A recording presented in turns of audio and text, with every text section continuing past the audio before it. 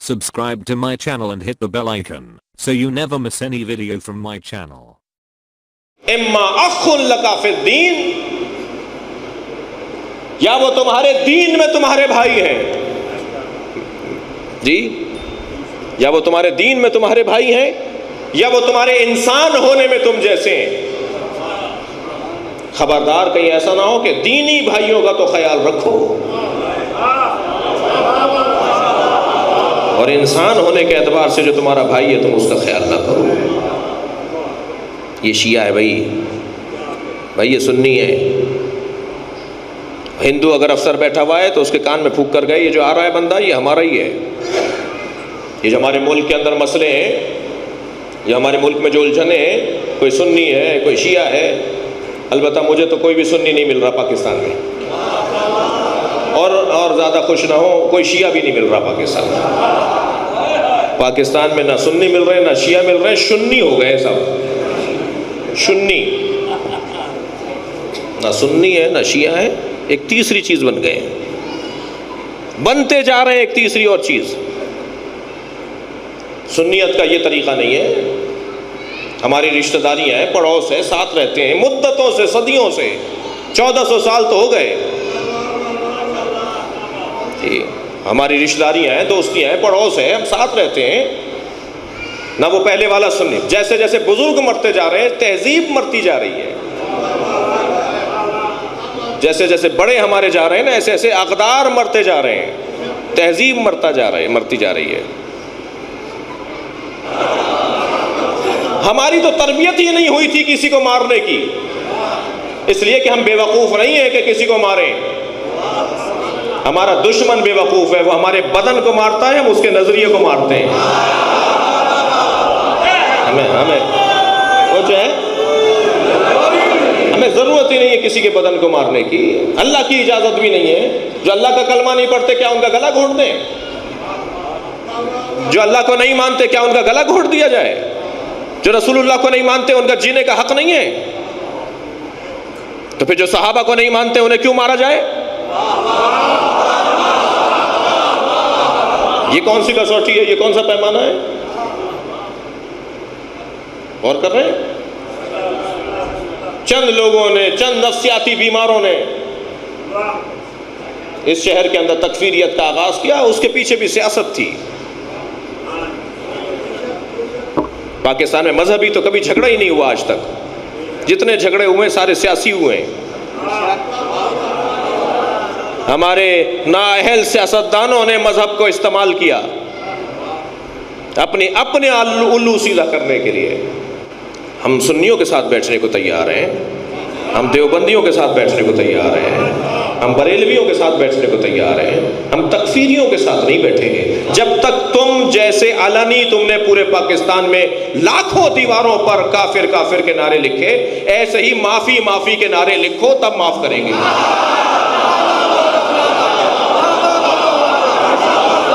صلوات پڑھے محمد و آل محمد۔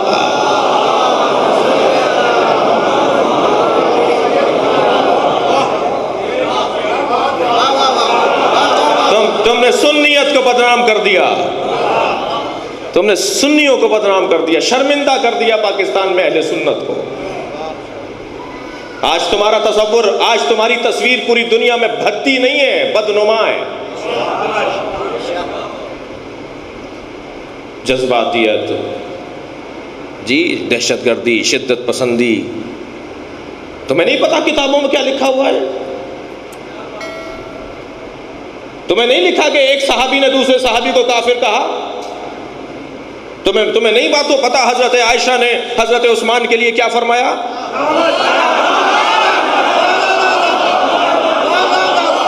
مجھ سے ایک بہت بڑا مفتی کہنے لگے، پاکستان کا بہت بڑا نام ہے، ایوان صدر میں ہم بیٹھے ہوئے تھے، ابھی 1 سال پہلے صدر مملکت نے شیعہ سنی 17-18 شخصیات کو بلایا تھا، اس میں طالب جوہری صاحب تھے، میں تھا اور علامہ قاضی نیاز صاحب تھے۔ جوہری صاحب بزرگی کی وجہ سے نہیں جا سکے، قاضی صاحب اور میں اس اجلاس میں ہم پہنچے تھے۔ نہیں جاتے تو ہم اپنی بات نہیں کر پاتے۔ تو وہاں ایک مفتی صاحب ملے حاشیہ میں، حاشیہ ہوتا ہے نا، ملاقات کا حاشیہ، حاشیے میں ملے، کہنے لگے محرم آ رہا ہے، اپنے ذاکرین اور خطبہ سے کہیے جو باتیں کتابوں میں لکھی ہوئی ہیں وہ نہ پڑھیں۔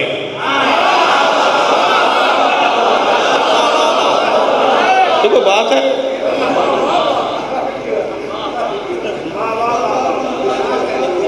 توجہ ہے؟ ماشاءاللہ۔ اگر ہم نہیں پڑھیں گے تو کیا یہودی نہیں پڑھیں گے، عیسائی نہیں پڑھیں گے، ہندو نہیں پڑھیں گے، غیر مسلم ان کتابوں کو پڑھ کر طرح طرح کی کتابیں نہیں لکھیں گے، پھر آپ ریلیاں نہیں نکالیں گے؟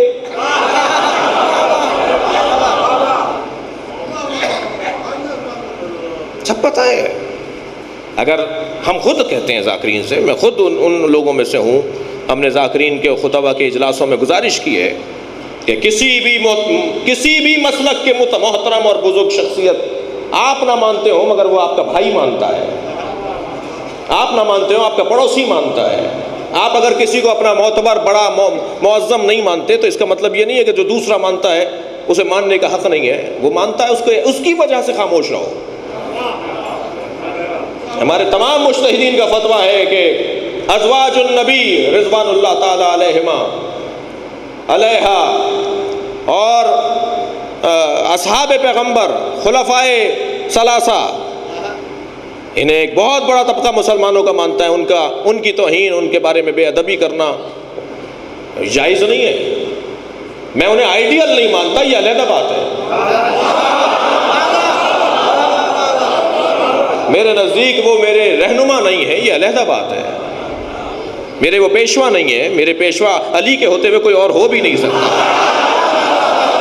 یہ کہ موضوع روشن ہے، لیکن اس کا یہ مطلب ہرگز نہیں ہے کہ میں توہین کروں، میں کسی کی دل آزاری کروں۔ لہذا مائک پر، ممبر پر علنی کوئی ایسی بات کرنا جو کسی کی شان میں، کسی دوست کے کسی بزرگ کو کے لیے نامناسب ہو، وہ جائز نہیں ہے۔ شیعت کو سمجھنے کی ضرورت ہے، ہمیں شیعہ نہیں بچانا، تشیع بچانی ہے۔ میں اس بچے سے سوال کرتا ہوں، ہمیں شیعہ بچانا ہے یا شیعت؟ بھائی میں اور مجھ جیسے کیسے اور ہم سے کتنے افضل آئے اور چلے گئے، ان کے جانے سے امام بارگاہ بند ہوئے کیا؟ جلوس رکے کیا؟ شیعہ ایک فرد کا نام ہے، وہ آئے گا چلا جائے گا، لیکن شیعت ایک نظریے کا نام ہے، نظریے پر قربانیاں دی جاتی ہیں، نظریے کو قربان نہیں کیا جاتا۔ اور فرما رہے ہیں